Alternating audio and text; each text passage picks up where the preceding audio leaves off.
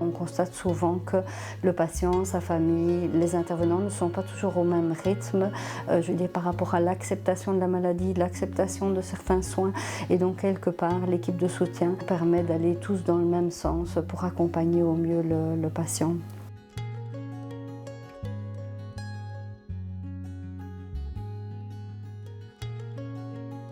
Nous sommes une équipe de soutien de deuxième ligne. Tout d'abord, on va accompagner et soutenir le patient et ses proches.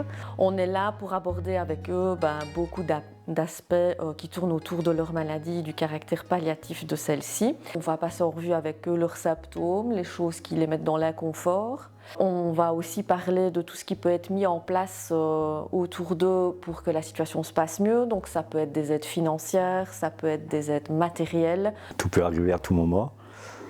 Et si j'ai besoin de quelque chose de spécial, entre guillemets, ils me dirigent. Et si moi je ne sais pas le faire, ils le font, quoi. On va aussi proposer d'autres outils comme l'aromathérapie, si le patient est réceptif, comme la réalité virtuelle.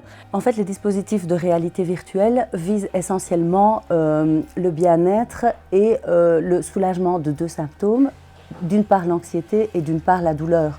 Et alors pour l'accompagner, il y a une voix hypnotique en l'incitant à respirer calmement, à se détendre, à profiter de l'expérience. Au niveau de l'intervention des psychologues, elles interviennent à 3 niveaux. Le premier niveau, c'est l'accompagnement du patient, de son entourage. Il y a aussi l'accompagnement des professionnels de première ligne, donc qui sont souvent seuls, assez seuls pour gérer la situation. Elles accompagnent également les personnes endeuillées. Elles me posaient certaines questions qui me faisaient creuser un peu mon mal-être ou bien l'évolution de mon état. Quasi toujours, quand j'arrive dans une situation où on parle de fin de vie, je fais appel à la plateforme. C'est vraiment un plumier avec plein d'outils. La plateforme est toujours de très bons conseils pour venir voir et pour pouvoir proposer certains ajustements qui augmentent le confort du patient.